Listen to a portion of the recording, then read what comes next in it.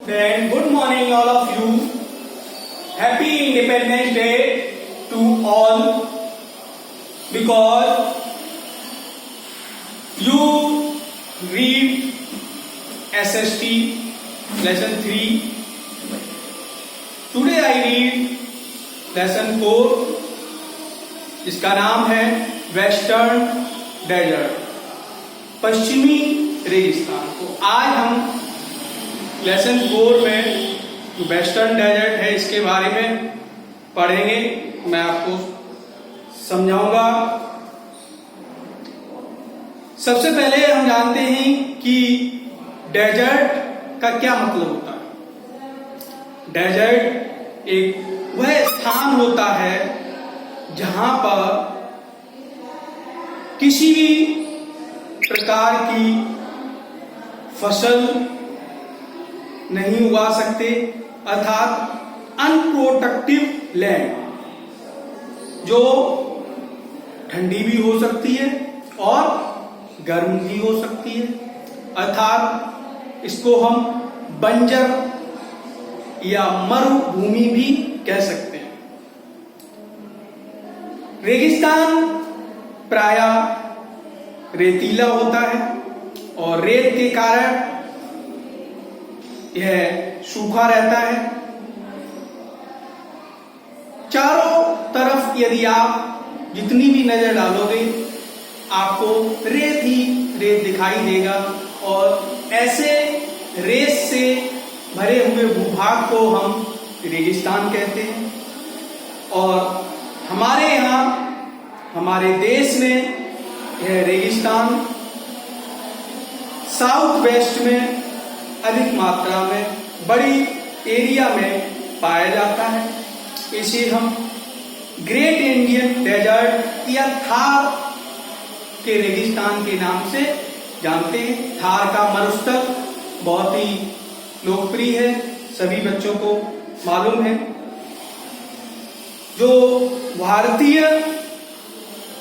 रेगिस्तान है या जो थार का मरुस्थल है, यह अरावली की पहाड़ियों से शुरू होता है और पाकिस्तान से होता हुआ यह रन ऑफ कच्छ तक फैला हुआ बहुत विस्तृत भूभाग में है। यहाँ पर ना तो सिंचाई के अधिक संसाधन हैं, चारों तरफ रेत होने के कारण वनस्पतियां भी बहुत कम पाई जाती हैं और पाई भी जाती हैं तो वो उस स्थान में जो उगती हैं वही, क्योंकि यहाँ की जो जलवायु है वो बहुत ही एक्सट्रीम टाइप शुष्क जलवायु पाई जाती है और बरसात भी बहुत कम मात्रा में होती है।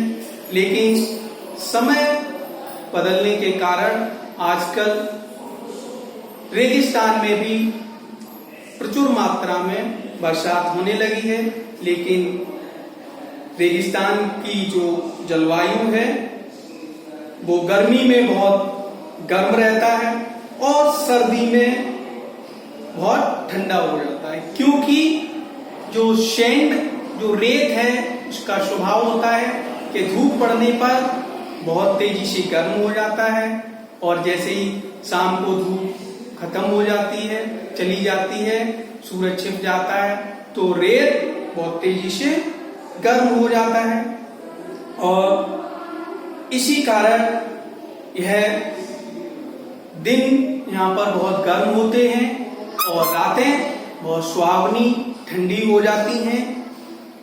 यहाँ का मौसम रात में ही सुहावना रहता है। कम बरसात होने के कारण यह ड्राई और हॉट क्लाइमेट रहता है और यहाँ पर नदियों का प्रभाव भी नहीं है जिससे कि फसलों की पैदावार हो सके। कुछ ऐसे स्थान हैं जहाँ पर बरसात का पानी भर जाता है, just like a pool pond की तरह। तो ऐसे जल से भरे हुए भाग को हम ओशिश कहते हैं। जस्ट लाइक के पानी के तालाब कह सकते हैं। इन्हीं के आसपास कुछ लोग खेतीबाड़ी करते हैं और अपनी जीवन व्यतीत करते हैं। यहाँ पर पाए जाने वाले मुख्य वृक्ष हैं डेट पाम, कीकर, बबूल, ग्रास इत्यादि। यहाँ पर जो फसलें उगाई जाती हैं उनमें से मस्टर्ड सीड्स, ग्राउंडनट, मूंगफली, मेज, ज्वार, बाजरा, ग्राम चना, ये फसलें उगाई जाती हैं जिनमें बहुत कम पानी की आवश्यकता होती है और आसानी से इन फसलों को पैदा किया जा सकता है क्योंकि यहाँ पर पानी की मात्रा कम होती है। लेकिन हमारी सरकार ने वर्तमान में कुछ समय से यहाँ पर एक कैनाल बनाई है जिसे इंदिरा गांधी कैनाल कहते हैं। ये वहाँ की वाटर लाइफलाइन के नाम से भी जानी जाती है, जिससे मनुष्य खेती का काम अच्छे ढंग से करते हैं और अपनी फसलों में पानी लगाते हैं। अब टॉपिक आता है लाइफ इन डेजर्ट रीजन। रेगिस्तान का जो जीवन है वो कैसा है? सभी जानते हैं कि रेगिस्तान में जीवन यापन करना कोई आम बात नहीं है। बहुत ही कठोर होता है जीवन, क्योंकि हम बहुत पहले से जानते हैं कि जल ही जीवन है। बिना जल के, बिना पानी के व्यक्ति का जीवन संभव ही नहीं है। तो रेगिस्तान में पानी बहुत कम पाया जाता है और बारिश भी नहीं होती है, तो स्वाभाविक है कि वहाँ का जीवन बहुत कठिन है। यहाँ के जो लोग हैं पानी और खाने की तलाश में एक स्थान से दूसरे स्थान पर घूमते रहते हैं। ऐसे लोगों को बंजारास या नोमाड्स कहते हैं। यह लोग अपने साथ जानवरों को पालते थे। यहाँ पर एक जानवर जो है वो विशेष रूप से बहुत ही उपयोगी है। इसका नाम है कैमिल ऊंट। ऊंट एक ऐसा जानवर है जिसके पैर गद्दीदार होते हैं और यह एक बार यदि पानी पी लेता है तो काफी समय तक बिना पानी पिए सरवाइव कर सकता है। तो इस तरह से ऊंट वहाँ पर बहुत ही सफल जानवर है। ये लोग उसका पालन करते हैं और उसकी सहायता से अपनी खेती भी करते हैं और एक स्थान से दूसरे स्थान में यह आने जाने में, ट्रांसपोर्ट करने में भी उन लोगों की मदद करता है। इसीलिए इस जानवर को शिप ऑफ डेजर्ट के नाम से भी जानते हैं। लोग जो रेगिस्तानी अर्थात जो राजस्थान के जो लोग हैं वो बहुत ही होशियार होते हैं, निपुण होते हैं। यह हाथ की कारीगरी में अच्छे से, चाहे वो स्टोन वर्क हो, पत्थर का काम हो या फिर लकड़ी का हैंडीक्राफ्ट काम हो या कोई डाई का काम हो या कोई ज्वेलरी आभूषण बनाने का काम हो, ये हर एक काम में बहुत ही निपुण होते हैं और मेहनती होते हैं। यहाँ के लोगों का मुख्य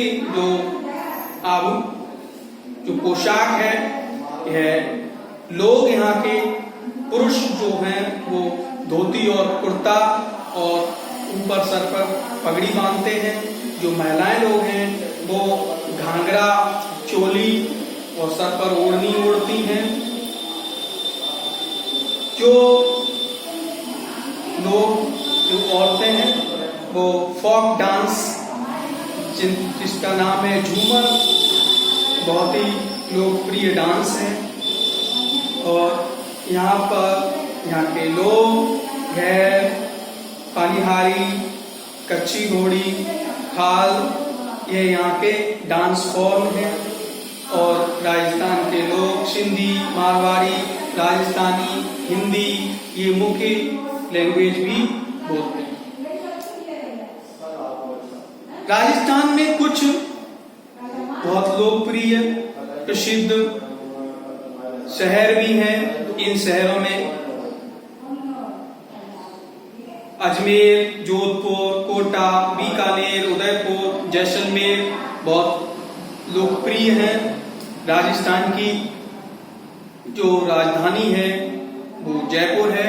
यह जयपुर पिंक सिटी के नाम से सारे इंडिया में बल्कि दुनिया में प्रसिद्ध है।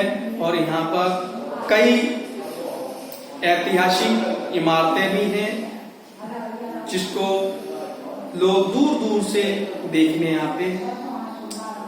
राजस्थान में marble, sandstone, limestone, bricks, granite, अन्य कई जो मिनरल्स हैं इनकी खानें पाई जाती हैं। इनको निकालकर और ऑल ओवर इंडिया बल्कि विदेशों में भी इसका एक्सपोर्ट किया जाता है। अब आता है topic importance of the great Indian desert. Desert का क्या महत्व है? जो इंडियन डेजर्ट है यह एक बहुत बड़े भूभाग में फैला हुआ है। यहाँ की मिट्टी बंजर होती है, लेकिन कुछ वर्तमान में जो संसाधन लोगों ने अर्जित किए हैं इनके द्वारा आज यहाँ पर खेती होने लगी है और जीवन आसान हो गया है।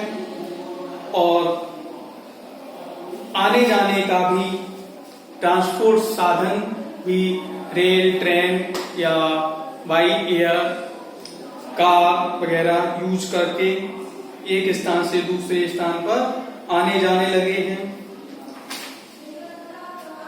जो रेगिस्तान के लोग हैं वो बड़े बड़े जो शहर हैं जैसे जयपुर, जैसलमेर, कोटा, यह ऐतिहासिक दृष्टि से तो महत्वपूर्ण है ही, लेकिन इन स्थानों पर उद्योग धंधे स्थापित हो गए हैं जहां पर लोग काम करने आते हैं और वहां से अपनी जीविका चलाते हैं। कुछ शहर ऑल ओवर इंडिया में प्रसिद्ध हैं जैसे कोटा या जयपुर। वहां पर अच्छी अच्छी यूनिवर्सिटीज हैं जिनमें बच्चे पढ़ने जाते हैं और पढ़कर अच्छा रोजगार प्राप्त करते हैं। इस तरह से ये वेस्टर्न डेजर्ट बहुत ही महत्वपूर्ण है। तो आप इस लेसन को पढ़ेंगे, समझेंगे। मैंने इसको पढ़ा दिया, इसके क्वेश्चन आंसर आपको मैं भेजूंगा। Thank you.